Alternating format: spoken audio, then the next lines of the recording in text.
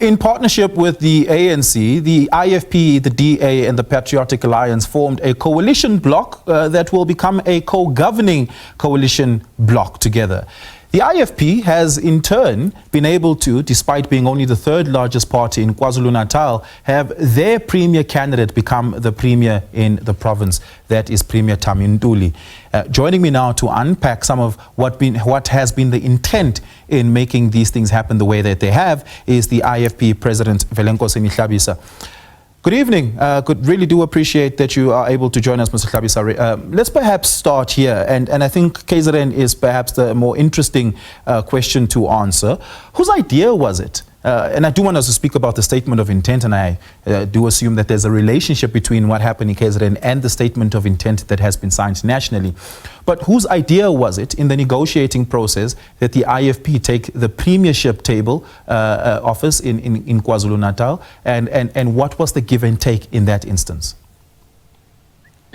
Thank you very much, and good evening to you, my brother, and the viewers of SABC.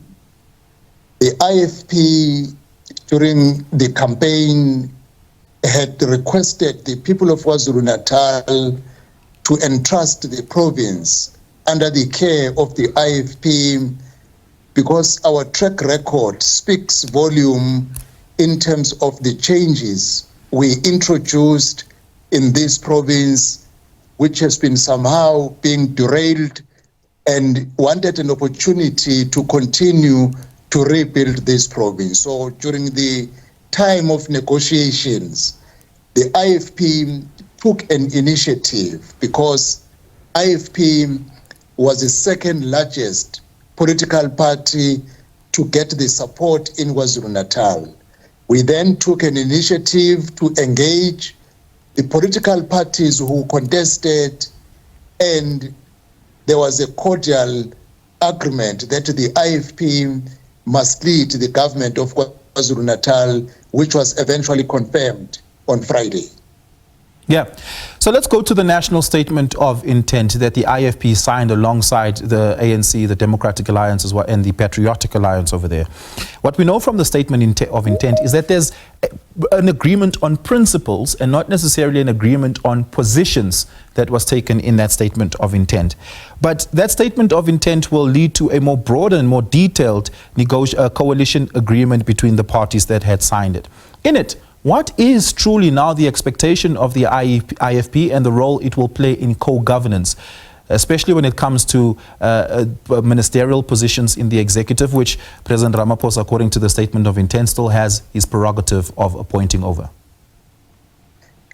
Indeed, the IFP signed the statement of intent because for now it deals with broad principles of agreeing to work together, take our country forward, respond to the mandate of the people of South Africa, of course, to make a meaningful contribution.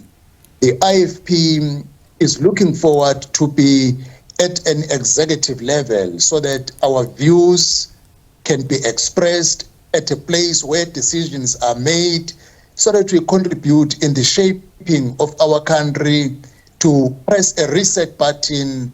It has been our campaign. Just my apologies to pause you there, but I do think that it's important that we take that pause there and ask this question.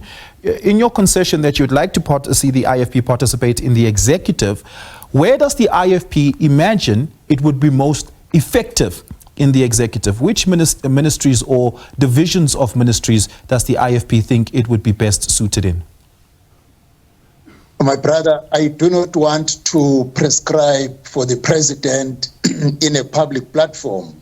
There are negotiating teams which are involved in this process, and I think we should act in a responsible way to express our views in the relevant platform so that we take each other and treat each other in good faith as the negotiators who want to shape our country.